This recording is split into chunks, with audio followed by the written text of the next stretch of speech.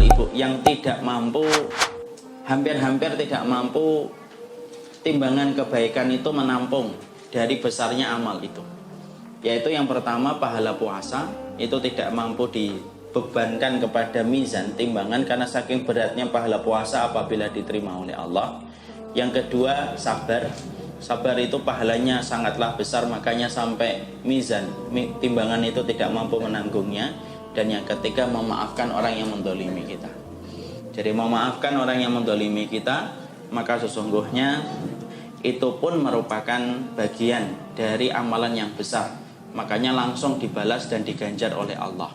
Jadi ada 3 amal yang hampir-hampir timbangan itu tidak mampu menanggungnya. Dan ada 3 amal yang mana balasannya itu dibayar kontan oleh Allah, langsung oleh Allah. Pahala orang yang berpuasa, pahala orang yang bersabar, dan yang ketiga pahala orang yang memaafkan orang lain. Maka disitulah kita akhirnya boleh memaafkan. Boleh nggak kita maafkan? Boleh, dan itu kedudukannya besar. Sudah maafkan. Kalau memang dirasa dengan memaafkan dia, maka itu akan menjadi kebaikan untuknya. Silakan maafkan. Tapi kalau ternyata orang ini kalau dimaafkan, ternyata banyak kezaliman yang dia lakukan ketika kita sudah maafkan, lebih baik tidak memaafkan, kita meminta sama Allah supaya dibalaskan kezaliman, supaya dia berhenti dari kezaliman yang sering dia sebarkan ketika dia tidak mendapatkan hukuman. Makanya kita doakan, moga-moga orang semacam ini dihukum sama Allah, supaya tidak banyak lagi orang yang terzalimi, dan itu diperkenankan. Ya.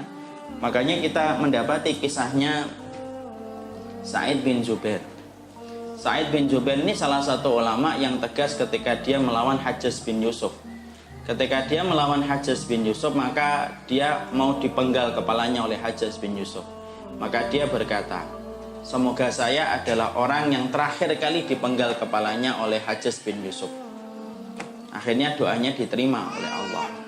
Hajjaj bin Yusuf itu setelah memenggal Sa'id bin Jubair, maka setelah dia memenggal Sa'id bin Jubair, dia dalam kondisi ketakutan. Dia tiap malam tidak bisa tidur sampai matinya.